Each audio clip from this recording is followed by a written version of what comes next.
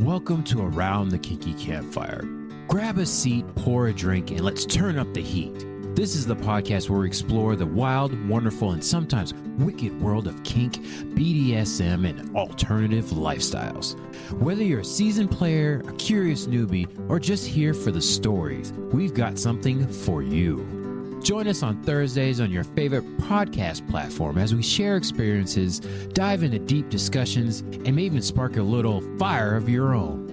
No shame, no judgment, just real talk around the Kinky Campfire.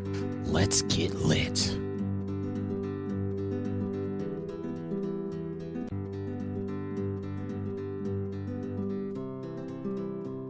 Welcome back, everybody. This is another episode of Around the Kinky Campfire with your enthusiastic host, H.H. Julius Marquez. I am here today to talk to you about another topic, talking about a topic.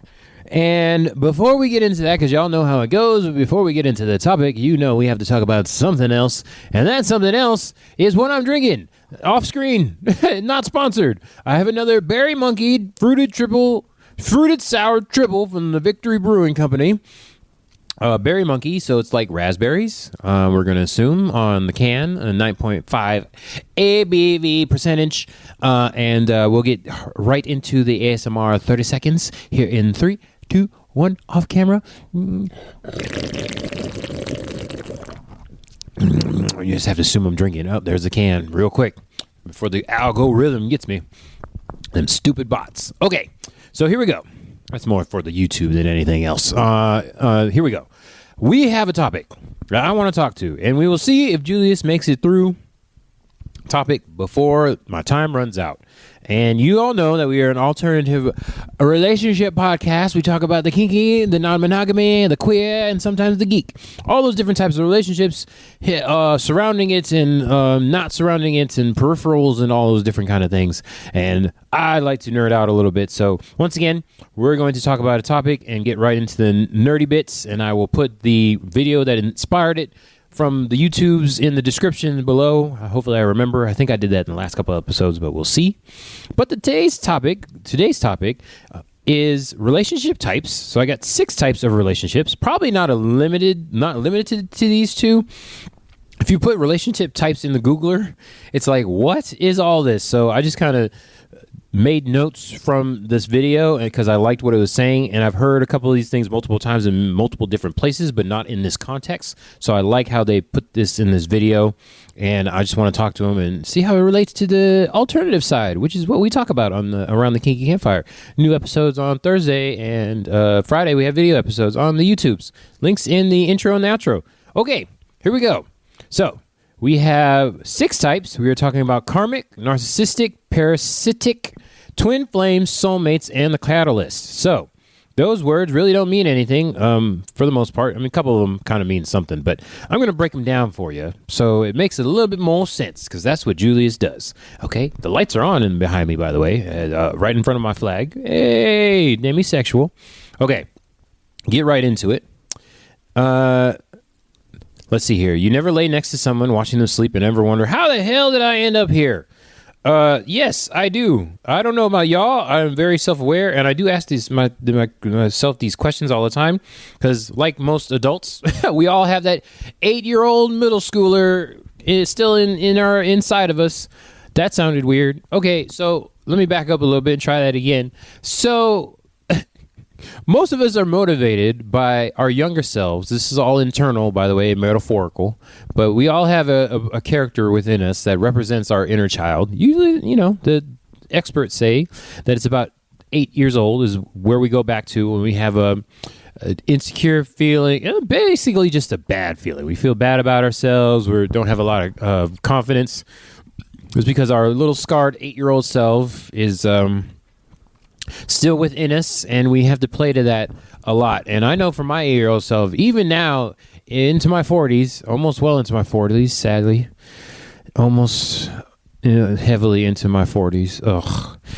As another birthing day celebration, it comes around, is I still get very excited by other people being naked, and then they let me do adult things with them consensually. and a lot of times it makes a big old mess, and stuff is inserted. If you get it, you know what I'm saying. You have the little box with the square with the hole, and then you put the peg in the hole multiple times. And, you know, some people like different holes. Sometimes you like front holes and back holes. Sometimes you only got the one hole, or you got the top hole, and then sometimes you have a top hole and one bottom hole, and sometimes you have a top hole and two bottom holes. And there's secret little holes too that like people like to put like metal and hard plastic in, glass too. And I mean, I guess you can do that with all the different holes if people like it consensually. The top hole, you know, has like hard metal enamel stuff there. But my point is, when somebody undresses in front of me and then, you know, holes are filled in, you dig the holes and you fill them in, is that I enjoy that as an adult. You know, ever since I you know, first started digging holes in Virgin land, Virginity. I left Virgin land, and you know, I don't want to say like came into myself. I didn't come in myself. I came into my real self. And I want to say that it was a glorious day, and every time it still happens, decades later, every time I leave Virgin Land and go to Slutsville, is that I enjoy it. And the damn, that sounds weird when you're talking about this stuff, but my younger self, there we go, we'll say that. My younger self is very excited when I just have naked people around and I get to, you know, we get to play a game of Operation. That's what we're going to call it. Okay. Also, this question is great because it's like, how did I end up here with, it's just like we had a pie and we both, you know, me and one other person or multiple other people, rarely that happens, but usually it's me and one other person. We had apple pie and the whipped cream got everywhere, or apple pie a la mode, ice cream got everywhere, right? And then like as you're about to get up and drag yourself out of bed because you had a very exhaustive exercise session and you're going to the shower and you like look back or look down at your feet. Yep, you're looking at your feet and you got ice cream all over your feet, and it's like, or just that one big toe, and you're like, how did I get here? And then like, why did this person let me do does anybody else, okay, this is Julia's introspective question, does anybody else do pie eating contest with a person, and then like after it happens a little bit, you ask them like, at what point did you want to know that you wanted to eat pie together? And then they're like, oh yeah, this particular time you said this thing or did this thing. And it's like, now before that time, if I just jumped in your pie, would it have been weird? And then usually they're like, yes, that's kind of weird, until you know, saying, I thought you were attractive and I thought I wanted to let you eat pie. But there's always that moment there where it's like, okay, so now if I just jump and eat your pie, and then they're like very enthusiastically, yes, so I can just eat your pie, like freely eat the pie whenever, and like very little warning, like you come through the door and then it's like pie eating time, contest started, like 3, 2, 1, air horn, and they're like, yep. And they're like, the first time wasn't cool, but then now it's cool. It's like I always like to think about those times. And so when you get asked these questions like, why this person, why now, what, that, I'm always asking that. I don't know if it's like an insecurity I have all the time, but even when I've been eating pie with somebody for multiple years, I making pie with somebody for multiple years, creaming the pie, coating the pie with cream, is that I very much enjoy it with that person. But there's always that little thing in my head is like, how long will this last? If it'll last forever? What exactly did I do?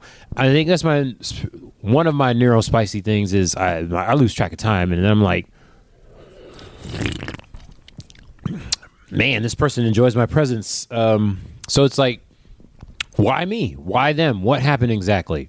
And I tell you, as a person that's perpetually single or single most of the time, is that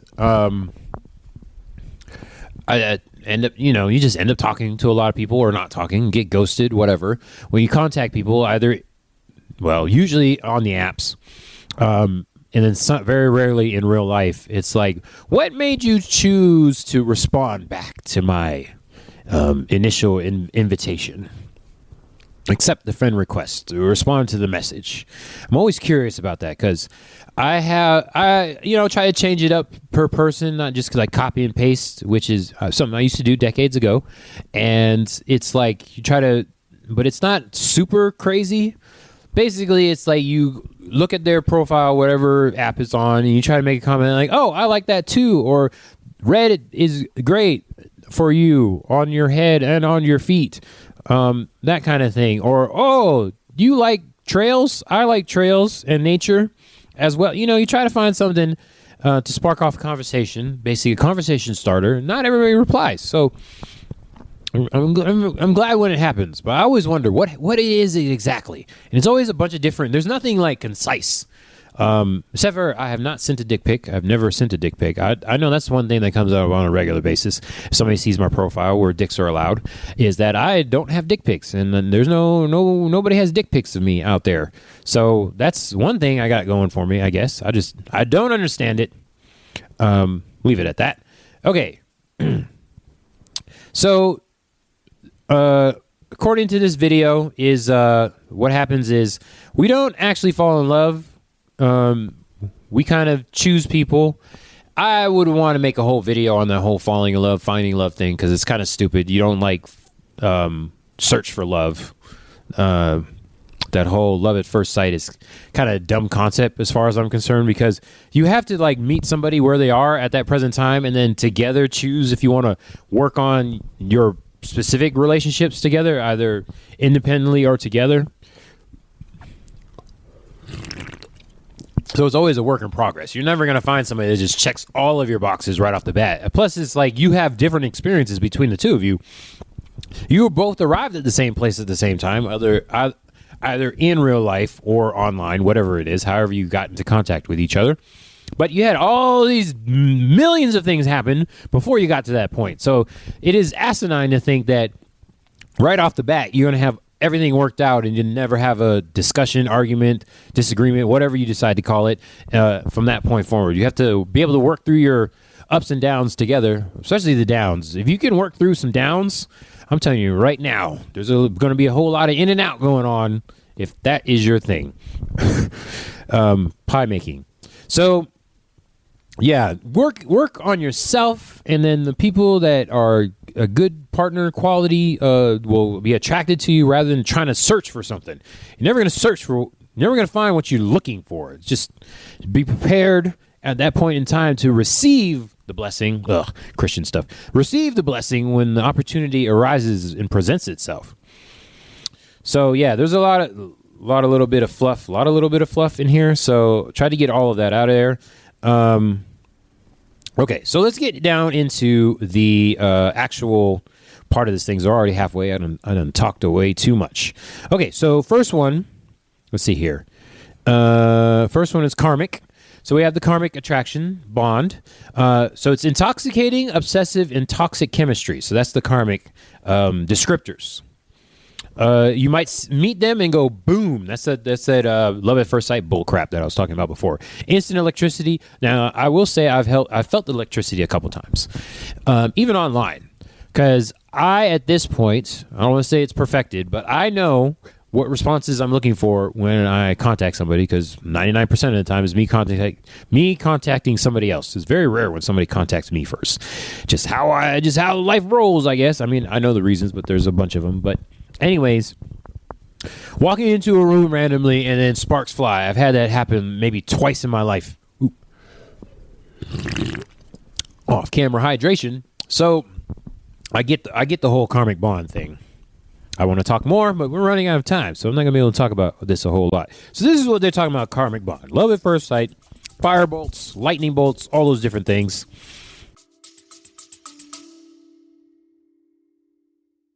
Welcome to the Around the Kinky Campfire podcast advice line.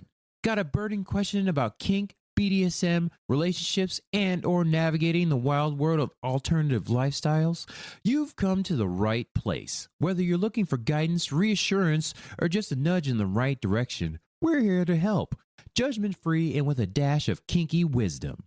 Send in your questions and let's talk it out by the fire. No topic is too taboo, no curiosity too small. We're all making mistakes, growing and exploring together. Submit your questions anonymously at Around the Kinky Campfire, campfire with a K, at yahoo.com, or slide into our DMs at Twitter, Kinky Campfire, campfire with a K, YouTube, Around the Kinky Campfire, campfire with a K, or Instagram, Campfire Kinksters, campfire with a K. Let's keep the fire going.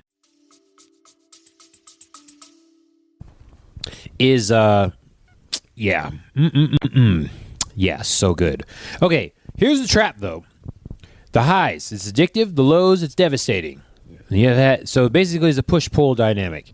Is you're going off your gut instinct and your feelings and be like, ooh, this person's attractive. I like them. Let me learn more. But then it's like, I don't really know anything else about them besides my gut feeling. So then that kind of stuff happens. All right, so try to make it more relative to this podcast and the alternative stuff is that can present itself as craving emotional dominance and submissive cycles. So here we go with the emotional part of it. Could be the gut feeling again, something that you crave, and something akin to emotional edge play. So edge play is stuff that pushes people's boundaries. Usually when they're talking about edge play, you're talking about stuff that is a kink or a fetish that you've never tried before, but it's like not quite there. For me, my hard limit is blood. So anything that can be remotely, probably even bring out blood at some point in time. So whips will do that, and then like sharps play, like knives and stuff like that, will bring it out. Wartenberg reels, I had that happen a couple times. There's some Wartenberg wheels that are very sharp, and if you press down on the skin a little too hard, instead of dragging it, it will just pop the top layer blood vessels. So that's kind of what we're talking about when we're talking about edge play, and then we're talking about emotional edge play here. So I completely understand when they say that, because you're talking about sparks flying and karmic stuff. So it's like, yeah, you're just going all on emotion there, and you're just chasing that high, which could lead you to a boundary that you might not like. So if this person's very spontaneous, but with spontaneity, you might not get something you want at the time you want it. You might get it a little bit early, or way too late, way past the time. So I completely understand that. Okay. Narcissistic bond, illusion of control, seductive, manipulative power play dynamic. All right, so somebody's the center of the earth and they're an asshole. Doesn't start messy, it starts perfect. They mirror you, study you, and then reflect your deepest desires. If you don't know how a narcissist works, that is 100% a whole entire thing. They will create a reality, pull you in with their gravity, and once you're in there, then they gaslight the shit out of you, making you think this is a good decision even though they're being an asshole. In general, I'll just say that. So yeah, that's really rough. Okay, so let's turn this part kinky. Power imbalance disguised as intimacy. Yep, you submit emotionally while they are thinking you're equal. Oy, oy, oy, oy. Terrible. So yeah, gaslighting, your own reality, permission to be loved. There's a whole lot of they're not allowed, or they're not good enough. They're not good enough to accept my vulnerability and emotions. I'm going to keep them at bay and continue to mess with their mind. The bad kind of mud fucking. Horrible. Ugh. Okay, parasitic bond, the savior complex trap. These are all bleh. Okay, so draining, codependent, and martyrdom. Playing the victim. Yay! The parasitic bond. They got to lash onto you and suck your soul out of there. Not the good way. Not the good way. But yeah, which leads you to become the therapist, the problem solver, emotional support system. So basically, you giving up on yourself, you giving of yourself, but getting nothing back in return. So then you end up low energy, drained, burnt out, all the above. Fucking horrible. Okay, so our side of the pond. You get into service-based identity. So basically you're giving, and then that's all you are, is giving to somebody. But then when you hold up your own boundaries, as like with the narcissist, then they have a problem, because you are not going into their assumptions. You are changing your behavior or your actions, and then that fucks with their head. Great. One-sided giving is a form of validation. Ooh. But then they then that's a problem if they give themselves. They don't want growth. They want dependency. Ooh, these are rough, man. Okay. Goodness. Okay. Next one. Twin flame. Okay, so this is another one similar to probably narcissist. This is a big old buzzword out there. A lot of information on the twin flame. The obsession mirror, which is chaotic, magnetic, psychologically exposing. So, what happens with the twin flame is that they tap into your shadow self. They're not your soulmate, they're your shadow. So if anybody that hasn't done their shadow work, I suggest go ahead and looking that up. Shadow work is great. Those are the inner parts of yourself. Maybe you'll find that little child. Maybe you'll find that younger version of yourself that's been hiding down there, which I was talking about in the beginning. The younger self, not the child. The inner child, inner 8-year-old. Oh, goodness. They don't completely, they expose you. Oh, my gosh. So basically, yeah, it's all the bad shit. So if you're logical, they're illogical. If you're controlled, then they're chaotic. If you're not emotional, they are very emotional. Overthinker, right here, me, Julius, we'll run into somebody that's all just emotion and just off the cuff, spontaneous, which is no good. All right. For us people, Campsters, that comes out as emotional obsession, craving intensity over stability. Ooh, boy. Identity unraveling as arousal. Ooh, yeah. So, I'm going to have to talk about this in more episodes at some point. So, basically, what happens is a lot of us that have been in kink for a while come into contact with people that are newer to kink, and they kind of just like, it's like a newbie frenzy is what we call it, or sub frenzy, or bottom frenzy, top frenzy, sub frenzy, dom frenzy, or whatever. Basically, you find a whole new lifestyle. Nowadays, it's usually started out with like a smut book or something. And then you realize, oh, there's a whole community and people that practice all the kinky fantasy shit that I've flicking my bean and jacking off to in my books and in porn or whatever it is. And then it's like, oh, I can do all these things. This is actually happening. I can hang from the ceiling and get spun around and slapped on the ass.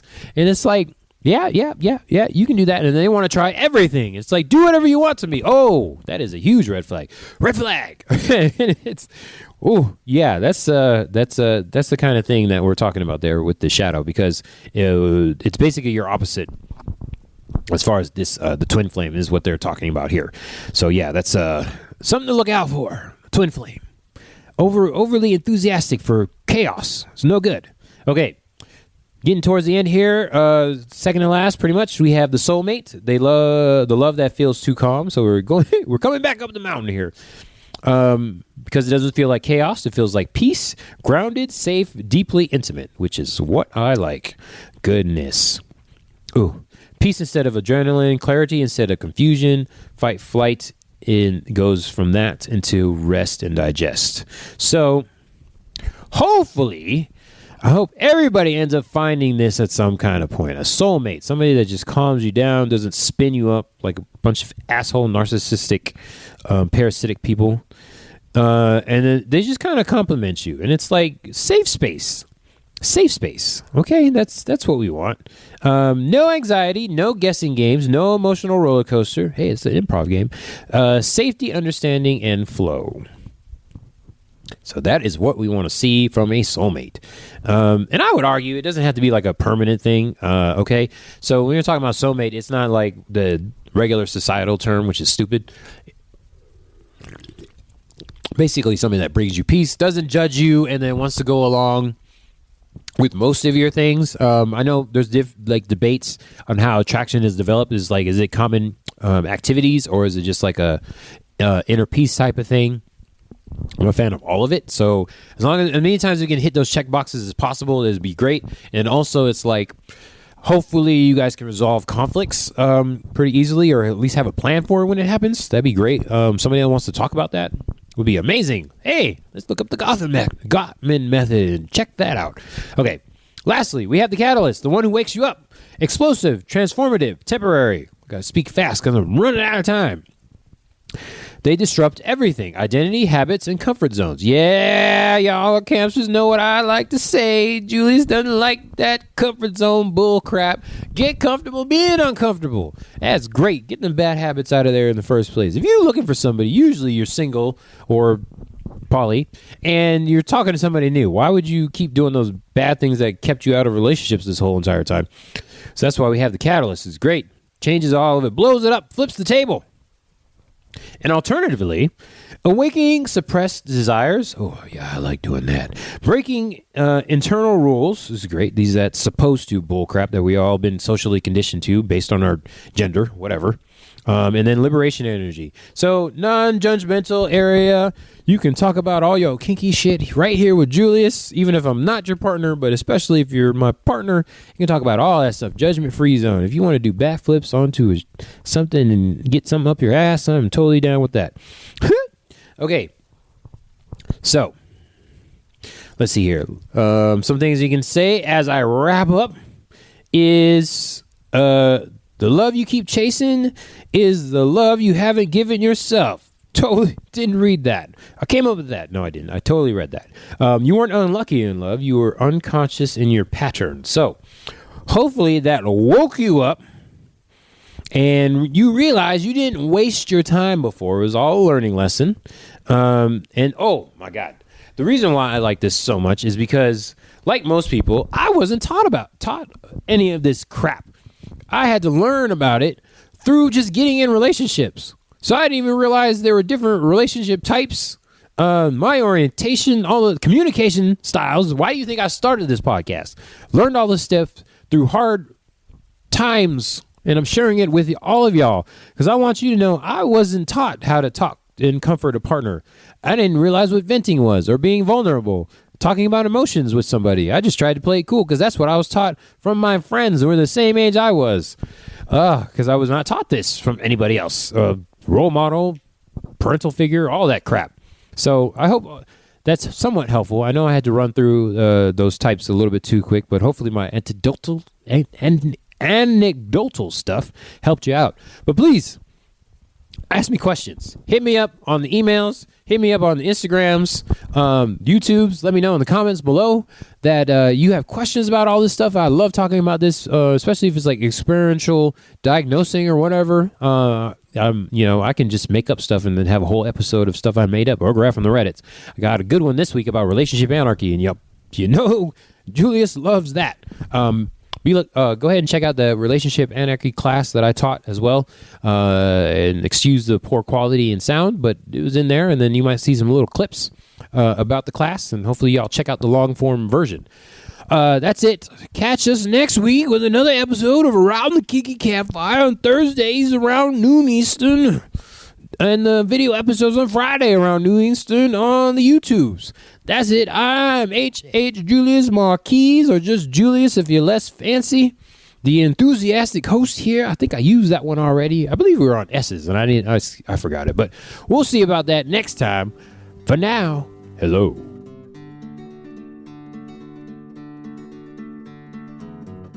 That's a wrap for this episode of the Around the Kinky Campfire podcast. We love having you by the fire, and we'd love to hear from you. Got a kinky question, a steamy story, or a topic you want us to cover?